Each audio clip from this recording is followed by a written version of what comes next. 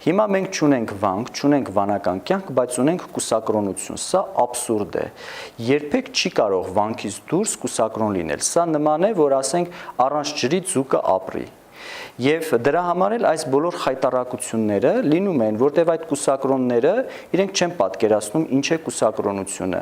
ինչ է վանական կյանքը, աղոթական վիճակը։ Եվ ավելին ասեմ, դեռ ուսանողական տարիներից ճեմարանականները երազում էին կուսակրոն լինեին, որտեղ մտածում էին ամեն մեկը մի արտասահման, մի թե մի յուղոտ պաշտոն կստանա եւ մինչեւ եպիսկոպոս կդառնան, թեմակալ առաջնորդ, այսինքն սա է իրենց կուսակրոնության հասկացողությունը, որ սա տրամպլին է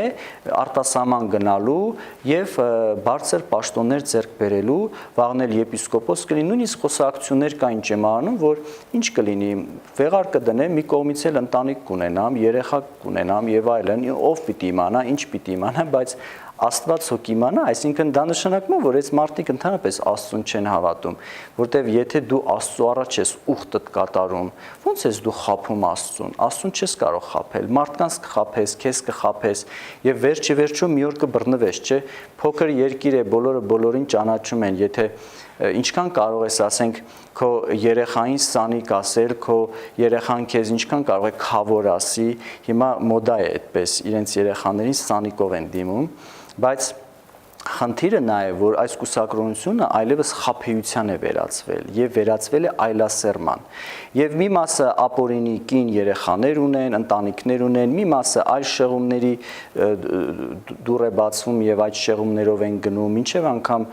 մանկապղծության դեպքեր կարող են լինել եւ մենք գիտենք կաթոլիկ եկեղեցում, որ քանի որ այնտեղ լատին ավանդության մեջ չկան ամուսնացյալ քահանաներ,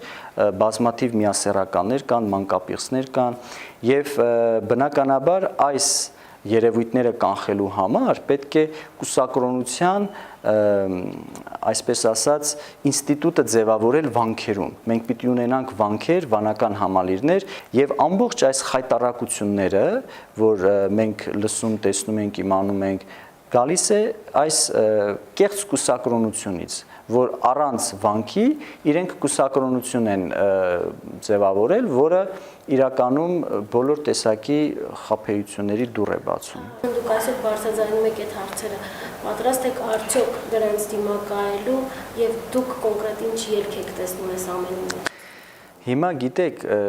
մենք երբ որ հարցեր ենք բարձրաձայնում, մենք այնպես չի, որ գիշերը մեր քունը փախցրել ենք, մտածում ենք առավոտը երբ պիտի լուսանա, ինչ որ հարցեր բարձրաձայնենք։ Սա անում ենք խորը սրտացավությունից, մտահոգությունից ելնելով, մեր եկեղեցու այսօրվա եւ վաղվա վիճակով խորապես մտահոգված լինելով եւ նաեւ նախանձախնդրությունից ելնելով։ Եվ այստեղ որևէ հակաեկեղեցական շարժում չկա,